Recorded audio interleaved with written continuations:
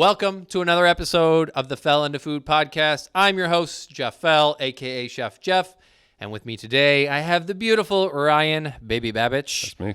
Registered dietitian, and I got to give some pre-context that this is shoot number 2 because 1 got messed up. You know, he won't take responsibility, but Brad behind the scenes, We forgive him. Yeah, it wasn't his fault. It wasn't his fault. It wasn't his fault. It was SD. Yeah, SD.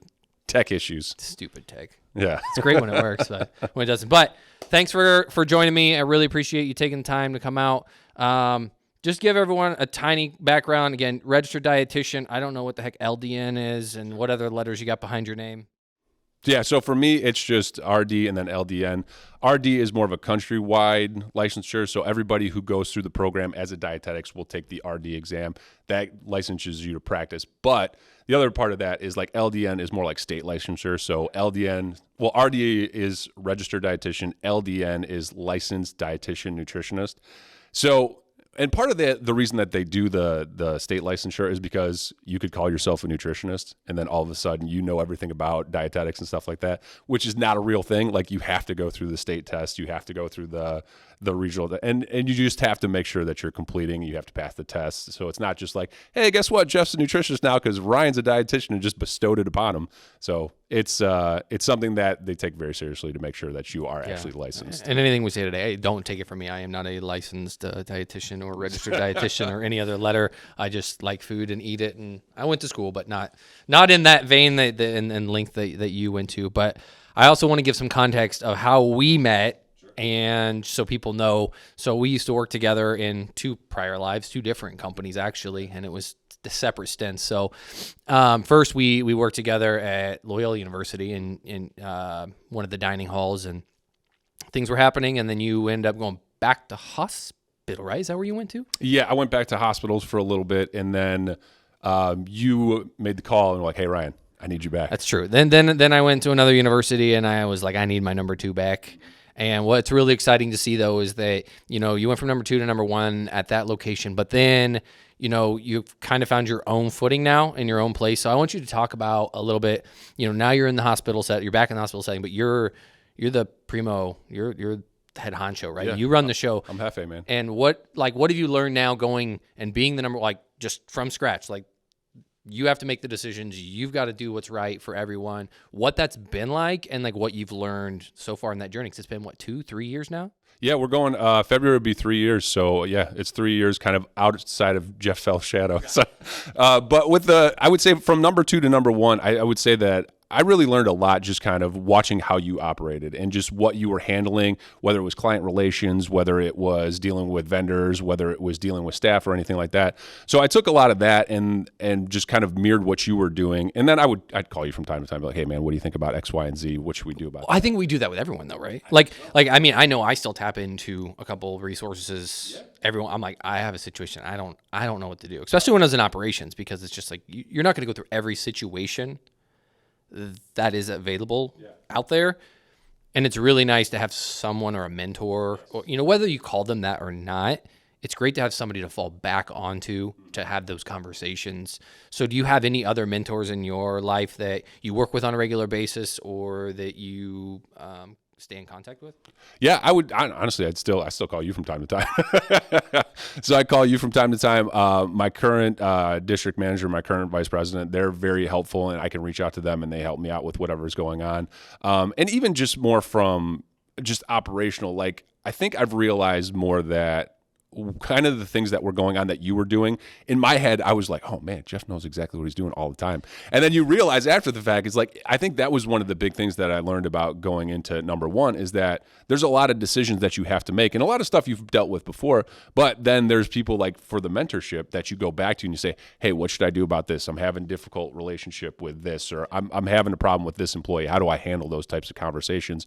And it's a lot of bouncing ideas off of people you know or people you've worked with before. And even just the higher ups have been very helpful for me and just giving me the opportunity to lead the team, but also just, I guess, kind of growing and developing in my own capacity, because now I'm starting to develop people underneath me. And I think that's where the fun part starts happening, because then for me, having those conversations of stuff that you've already dealt with, it's gratifying because then you see your people grow and develop, and you want your people to turn into leaders. And I think that's ultimately what you want in a good leader, is somebody who's creating more leaders. And I would say that is kind of what happened when you left Dominican, when we were working there together. We fixed it, and then you put the team in place that was going to run it after you took over a new account. And that's the sign of a great leader, is somebody who's going to put in people who can run the operation. And I think that's what happened. And that's what I'm working on now with my team, is how do we build those managers and those leaders who are going to be the next step. Because the more that I'm in food service, the more I realize that the old guard is kind of moving out, and our generation is becoming the team that's taken over. And it's now who's my team? Who am I going to rely on? Who's my Ryan Babich that I'm going to be picking next to kind of lead the team? And I think that's been eye-opening in my leadership journey so far. And as you do the leadership, I don't think enough people talk about the EQ side, right? The emotional intelligence side, and how that plays into decisions that are made and what we do. Yeah. Everyone just talks about business, and okay, we're going to put you through this training and that training. And no one takes the time to really go through the emotional intelligence side to understand, okay, well, do you know what personality type you're talking to? Do you know how to manage people? Yeah. And a great one that I've used, and you wouldn't think it relates, but the 5 love languages, right? Mm-hmm. It's more of a personal relationship book. Sure. However, if you know how someone ticks even on that side, if you know if they're a gift giver, if they're words of affirmation, if they're acts of service, you can then tailor how to get them back. So what do you do, if any, with your staff now, or what techniques have you used to help support them in that avenue? I think for me, it's been more of, you have to build relationships with your team. Like, there's no way around it. Like, if you're somebody who comes in and just is beating a hammer and trying to get people to do what you want them to do, it's never going to happen. That's not how leadership works. That's not how good leaders work. You get to know your people, and I think for me, that's kind of step one, is figuring out who your people are. Ask questions, find out what's going on in their life. But there's a fine line between being a good leader and then also making sure that you're doing your job effectively. Because you don't want to get too personal, where you're getting into people's business that maybe you shouldn't be aware of, but you also don't want to be too hard, because then again, people aren't going to buy into what you want to do. And if ultimately your goal is to lead your account to the next level, or make it a high profile account, or whatever the case may be. But I think one is learning your people first, and you have to spend time with everybody. You have to, even if it's just, I mean, I come into the kitchen on a daily basis and I'll go talk to everybody. I'll say, hey, how you doing today? What's going on? That's probably the most important thing, is to say hi, because then they know you care about them. Absolutely. And they'll die on a sword when they know you care. You could be a bit of a prick to some degree, like in general, right? People will give you forgiveness because of, hey, he says hi to me every day. He cares about what's going on in my life and what I've got going on. And I know that's definitely helped when I built relationships in teams, understanding people. You know, it's just so understated in our industry that no one gets that kind of support. So, you know, take an Enneagram test, do the Myers-Briggs, do as many of them, find out yourself, because I think self-realization of what you are and who you are, because 20-some-old Jeff and late 30-something Jeff are two different people. Yeah, for sure.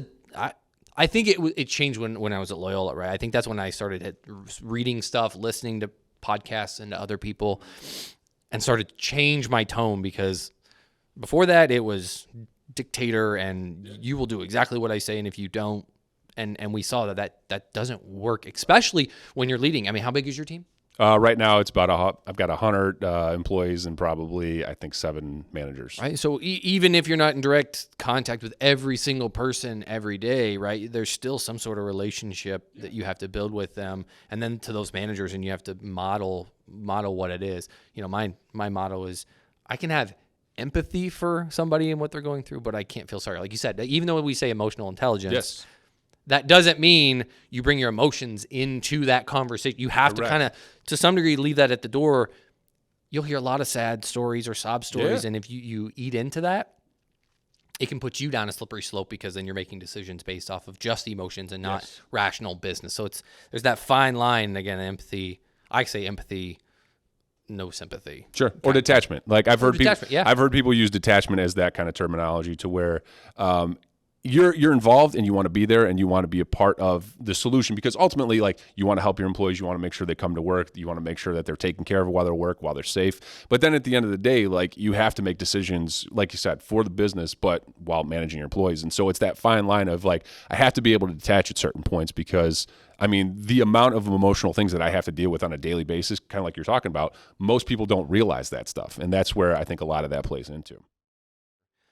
So let's jump right into some technology with being, at the hospital. And before we got on camera, we started talking a little bit about, and I'm really intrigued to hear in that space how you're using technology to advance, how you're serving patients, doctors, whatever you've got going on. So maybe explain the setup that you've got at Sure. your location, and Sure. then what technology you're using. Yeah, I would say we have gone through a process of upgrading our technology in the hospital, because the way that the hospital had the kitchen running before was more of an outdated model, to where it was people were writing down menus on hand, and we had to change that whole process. So I would say the first part was just on our patient service side, which is the side that goes up to the patient. So hospital food service is a little bit different than, say, like a higher ed or like a business dining or like a restaurant or anything like that, where you do have different avenues of food service that are happening. So patient services is one that goes up to the hospital patients. You've got retail, which is more of we're serving patients in a kind of like almost like a restaurant. Food court. Yeah, type deal. food court is a good way to put it. How many stations or how many, what you got going in food court? I would say in the food court, we've got we've got deli, we've got like a allergy station, we've got entree, we've got grill, we've got pizza, and we've got like an you've expo. got kind of a full. Yeah, a full we've got a full breast, so people will come in and get an opportunity to kind of pick what they want. And then in that situation, what we have is like this kind of QR code technology. So what'll happen is somebody will place an order, say like a cheeseburger or something like that, and then you've got your screen here. You'll hit the button for what you ordered, and it could be 5 or 6 different things. Hit the buttons, print out the ticket. It'll give you a QR code that you read. You then take that to the register, and we have what they call is kind of like self-checkout technology. And literally that barcode can be read by the cameras on that system. And so is yours you put it under and it sees the barcode type thing, or are you scanning it like a little bit of traditional both. retail type? A little bit of both. So there's the picture taking capabilities, and then there's also the barcode scanning technology. So that all kind of plays into that. So again, say it's something that may not have a barcode, say like a Snickers or something like that, and then you use maybe like a soda cup. The camera will take pictures of it. It gets the size of what it is, and then it rings up on the pad of what it would look like. That makes sense. Yeah, that's pretty cool. Yeah. So the retail side is that. The patient side is more, and again, this technology, I think a lot of places have kind of transitioned to more of what we call the room service model. And in the room service model, it's more of they call down, they'll place their order. That goes to a computer system. They put in their orders based on whatever their diet order is. It restricts what they're able to order. And then from there, they'll print out the ticket. The ticket goes out to the tray lines. The tray line has the ticket print out in several different locations. So it might be the starter has the ticket with everything on it. You've got the hot side that's got the hot product on there, and then you've got the cold side that's got the cold product on there. So what'll happen is then everybody adds to the tray line. The tray goes down. Everybody kind of checks what's going on, and then when it gets to the end, then you will see it pops up on your screen as this is the tray for this room, and then it gives you how long it's been printed, because ideally we want to do our thing within 45 minutes to an hour. And so what we do is it'll show up on the screen. The employees also have tablets, so then they have one, they can place order on their tablets, but then they can also see if their tray has been made. And so there's a color coordination scheme, and this is this might be a little too much, but it's like it prints out blue, and then when it goes to the cart before it goes up to the floor, it goes green, and then when it's about to be delivered, it turns purple. So might be a little bit too much, but it's Technicolor dream. Yeah. It's like me and my spreadsheets. Yeah, and so it works out. It's a very good system, but just from a technology standpoint, that's some of the stuff that we use, just from a patient side, and a little bit more from a retail side as well. Use any too. AI? No, not yet. No, not yet. Do you use any personally, to help you? Even though a company may not use it, do you use any sort of tools? No, I don't. I haven't really dove into AI too much. I know it's definitely an up and coming thing, and people are concerned about it just because of. Dope. Is it really? Oh my god. What have you used it for? Oh, dude, this podcast. Yeah. I've used so many different things that can read scripts, summarize, shorten clips. Shout out to Canva, where they've gone. Oh yeah, I love Canva and their AI. Well, yeah, when we were using it, but that was back in the day. Yeah. When it was, here's just a template and type in your stuff. Mm-hmm. Now they've got type in what you want, remove backgrounds, put backgrounds in. Oh, really? Magic erase, like crazy stuff now. Okay. So it's like full blown. Not to mention that, like when writing recipes, menus, Yeah. all the information that you would normally need as a chef, there's so much information, right, of different cuisines and what goes together and the palette of a plate. With AI, you can now basically, hey, this is what I'm looking for. These are my clientele. Okay. Spit me out. And then with the knowledge that one has, you can then tailor it and be like, that may not work correctly or whatever, but you can seasonality it. Interesting. It's insane. And Wow. you can type how many people, Okay. what size portion you want, print out the recipe that you're type of recipe you're looking for, an ingredient grocery list.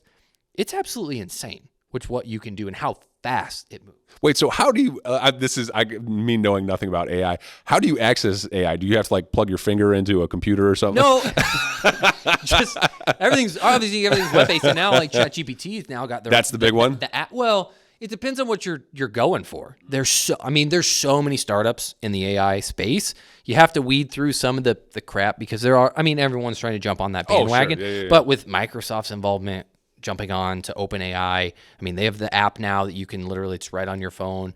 Google's got Bard. They just released a new one that's, I don't even know, but you can it's got like video capability where it can like see what you're doing. Oh, interesting. And then you can they put a picture of a squirrel underneath it or something. And it's like, you have a picture of a squirrel and then you start drawing. It's like, looks like you're drawing and making it do blah, blah. It's absolutely mind blowing. Interesting. Okay. What it can do in the integrations. So it's just a really cool space that I think more food professionals will, I hope, jump into because of the efficiencies that it'll do, especially as culinarians become less and less, because it's such a hard, our space, it takes a messed up person to get into our space, in my opinion.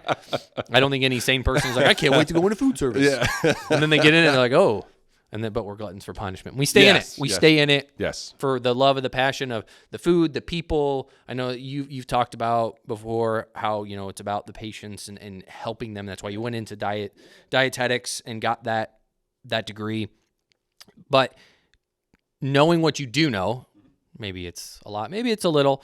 Do you have any ethical concerns regarding technology, whether it's AI, social media, anything? Are you one of those that is at night and like robots are going to take over the world?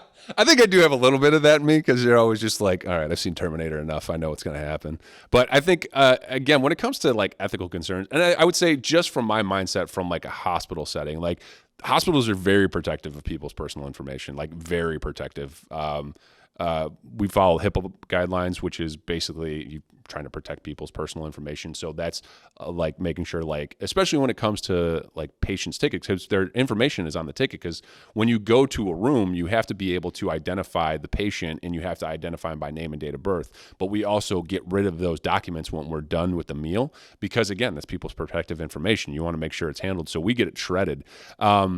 But in terms of like ethical qualms with AI, again, yeah, I think everybody's a little bit leery when it comes to new technology before there's this whole jump on period to where everybody's on board. Mm-hmm. Kind of like it was the same thing with like iPhones and like cell phones and that kind of stuff. Or the internet as a whole. Yeah, the internet as a whole. I think a lot of people were really kind of reticent about what was going to happen.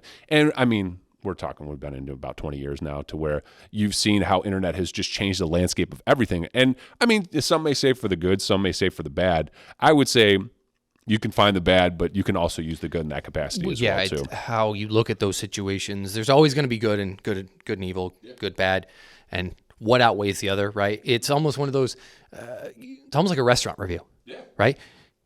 The place could be phenomenal, but how many good reviews do they get versus how many bad reviews, right? It's always everyone wants to post their crap experience, but when it comes to the good one, they don't take the time to be like, wow, the restaurant was this and it was clean. I mean, you'll get some people out there that's just what they do, but you see the bad more than the good, even though that restaurant may be an overall very, very well ran establishment. Or reviews on Amazon, anything, right? You always see the bad, not the good. Yeah. And I would say even in that capacity, I do use that as part of my reference when I'm looking at stuff, because I want to make sure that, again, I understand kind of the balance between the two, and you're going to run into a situation where somebody might just be like review bombing you to like try to ruin your product. Of course. But, and again, I think a lot of that comes from word of mouth too. And I think that's something that's one of the things that I've really been interested in recently, is just kind of changing the culture and trying to get people to understand like change is a good thing and things are going to happen that are ultimately going to be for the better.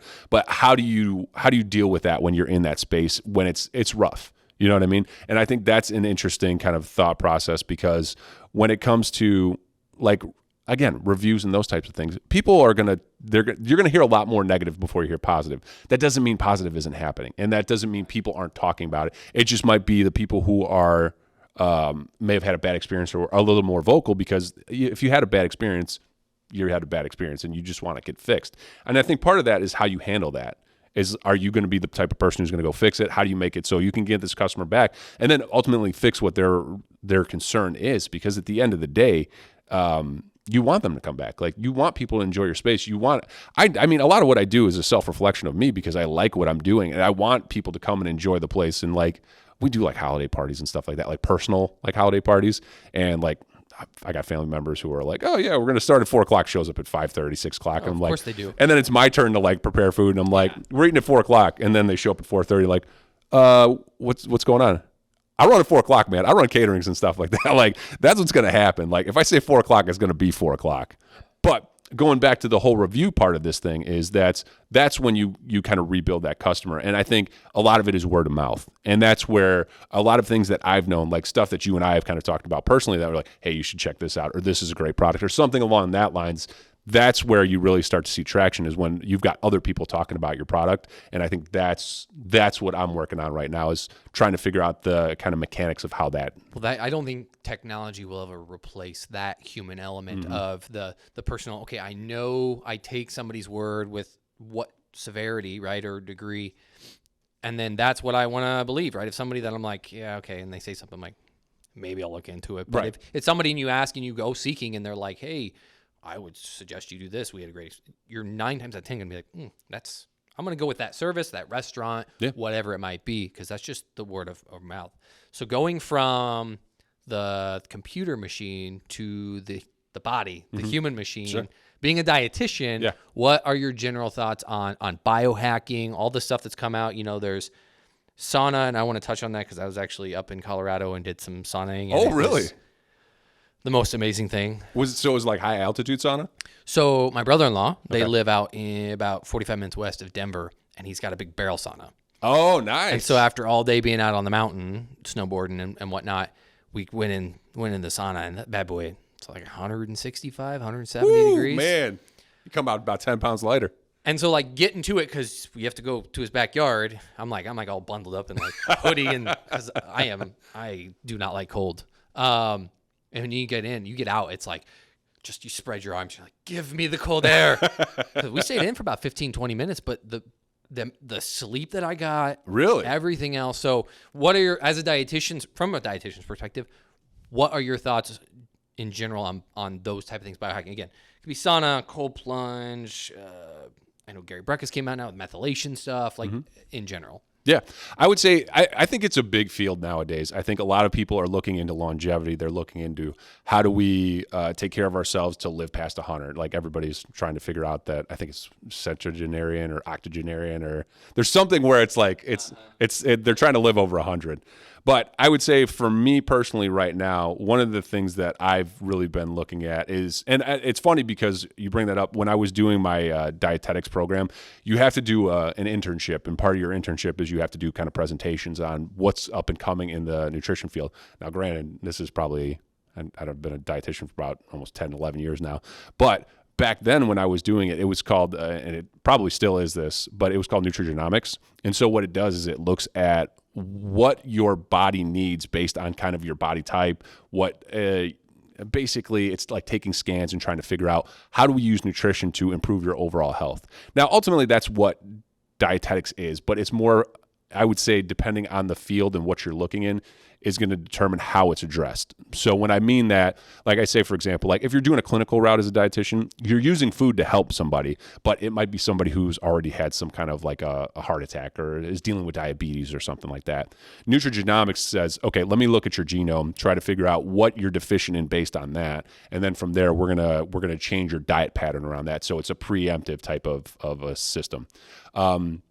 It was kind of in the infancy when I started looking at it, and I think it's still something that's being researched, and I think a lot of people are still involved with it. I don't think it's as prevalent as some of these other things, kind of like you're talking about, like the sauna and the cold plunge. And I think with that, the sauna and the cold plunge, I mean, you see a lot of the benefits from that, whether it's just kind of the cold restricting, the brown fat production, those types of things. And I also think though too, like saunas are expensive. Let's just be honest, man. Like expensive. Sauna's expensive. Cold plunge, you could probably get they make them now for like $100. You fill them up with water, you keep them outside. I mean, you can get a rubber. We're up here in the Midwest, the upper Midwest. It doesn't take much. You can find a pond on the side of the road. 6 to 7 months of the year where it's cold. Yeah, and I would say that I think even for those types of things, like I think there's health benefits to it. I think a lot of people are looking to them now, and I would say there's people that I follow currently who I think are in that space who are also looking at how does like the average person go about trying to make some of these changes in their life to make a difference. And it's funny because a lot of it's very basic stuff that you wouldn't think, like sleep's a big thing, like doing some type of supplementation. Like, do you do any supplementation for yes, sleep? Yes, absolutely. The one thing I do right now, a lot of vitamin D. I do, it's kind of like fish oils and like a cholesterol medication type of thing. I was experimenting with a few other things. I was using, ashwagandha. I was using Brocomax, which is kind of like a broccoli derivative that's supposed to help with digestion and a few other things. And again, it's just, I kind of experiment on myself too. So I'm not like suggesting everybody do this because none of this is, this is not health like, advice or you should you should seek professional medical advice before taking anything. And I think that's part of kind of what I've been doing is trying to figure out some of the things that work for me. Like I'll look at sleep and how does sleep affect my overall performance at work or with my family or whatever the case may be. And I've started like trying melatonin and just seeing how that works and using like, you know what? I'll say this, and this is just from my own personal experience. Any type of sleep aid, it works for me for a little bit.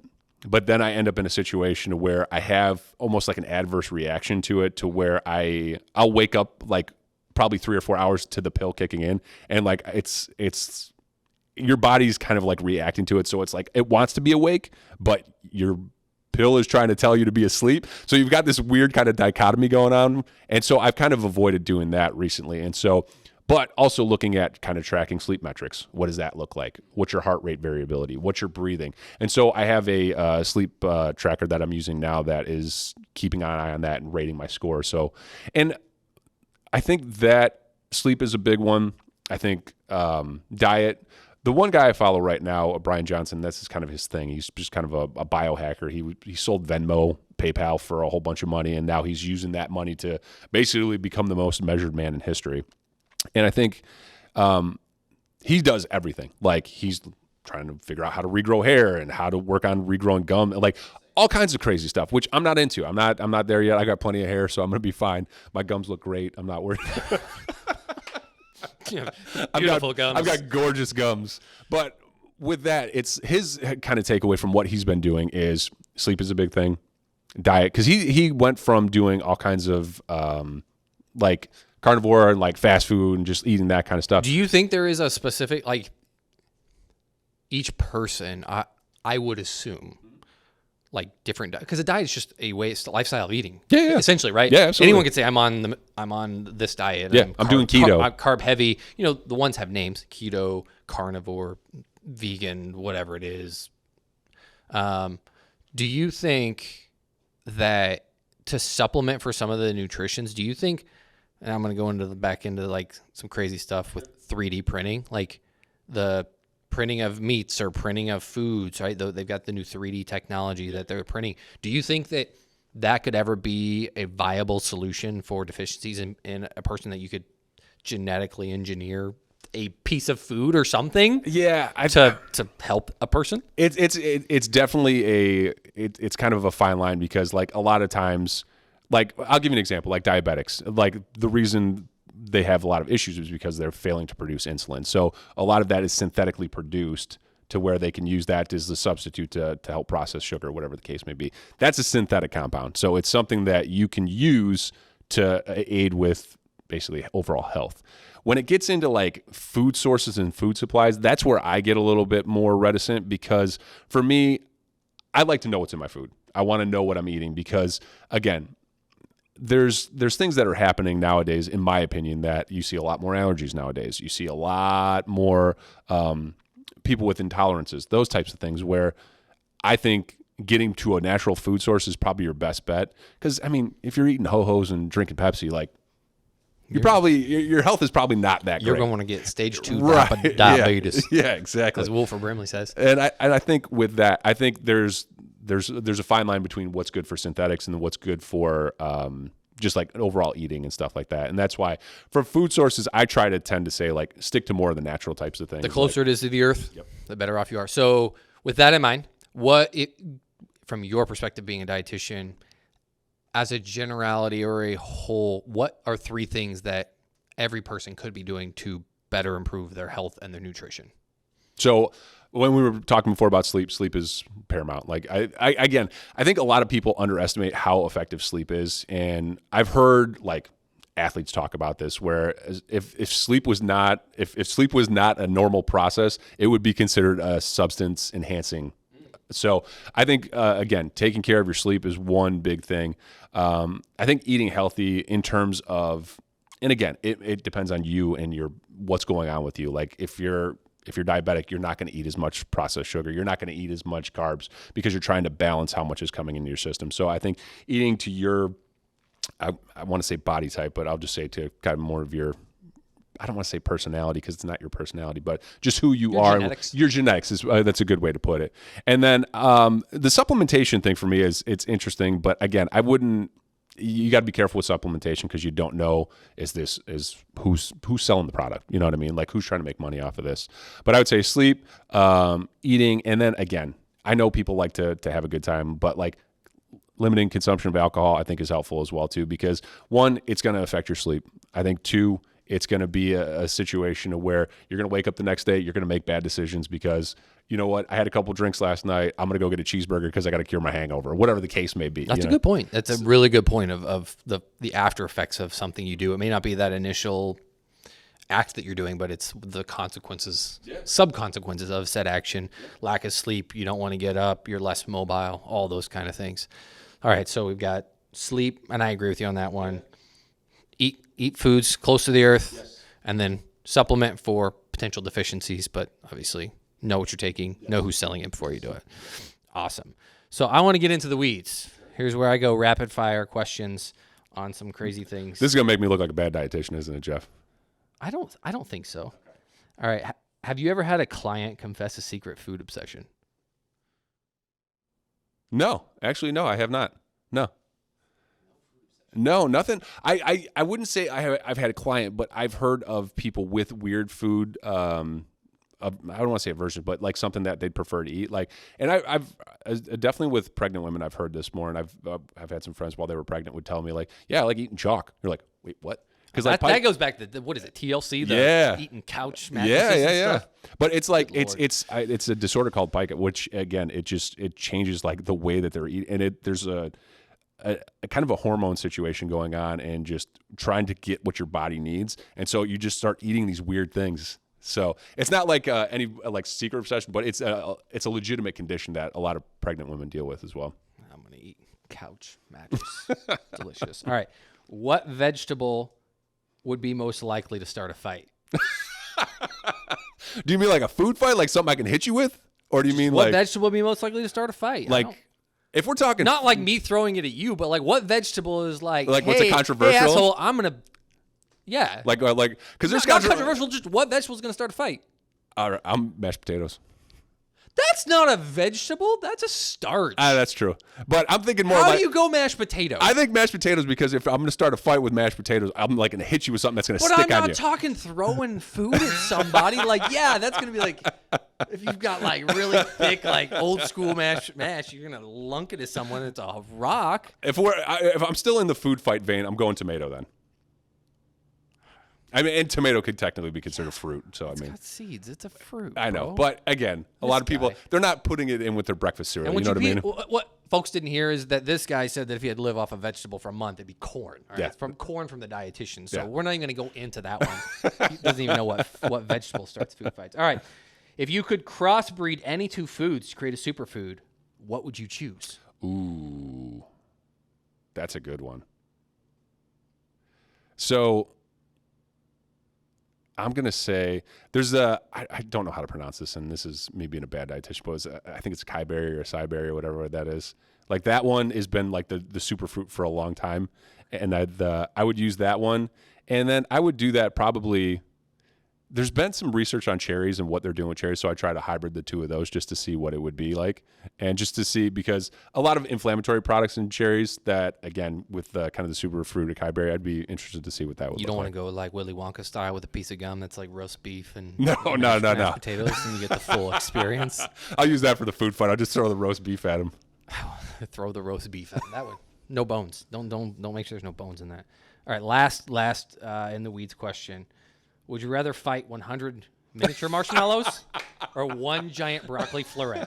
100 mini marshmallows or a giant piece of broccoli. How big is the broccoli? Are we talking? We're talking like. Is this 12 feet? Yeah, like a ginormous piece of broccoli. Like the state fair, you know, see the pumpkins, but like think broccoli. Okay. Or 100 miniature marshmallows. Okay. Do you have a choice of weapon? Sure. Because if I got to cut down broccoli, I need something. I need like a sickle or something, or maybe. All right, so pick a weapon, and then which one would you fight? I feel like I'm going broccoli. I feel like I'm going broccoli. I'm scared of those marshmallows. Man, I feel like they're going to come back. I've seen Ghostbusters, man. I know what happens. You know, they can get like every orifice and like. That's what I'm saying. All of a sudden you're going to suffocate. That's what I'm saying. Marshmallows. Absolutely. I'm not going to get some marshmallow. You ever play that game when you start shoving the marshmallows in your mouth? Chubby Bunny? No, I've You not. ever played Chubby Bunny? No, but I think I'm going to try this with my kids now. I was going to say, do it with the kids. They got to say Chubby Bunny, and every time you got to shove a marshmallow until you can't say Chubby Bunny anymore. Okay, yeah. But now I think about 100 mini marshmallows. Yeah, that's not. Yeah, I'm definitely sticking with broccoli. Broccoli For sure. All right, that's all I've got for today. Thank you, Ryan. Appreciate your time You're welcome, coming sir. in. And as always, stay in touch.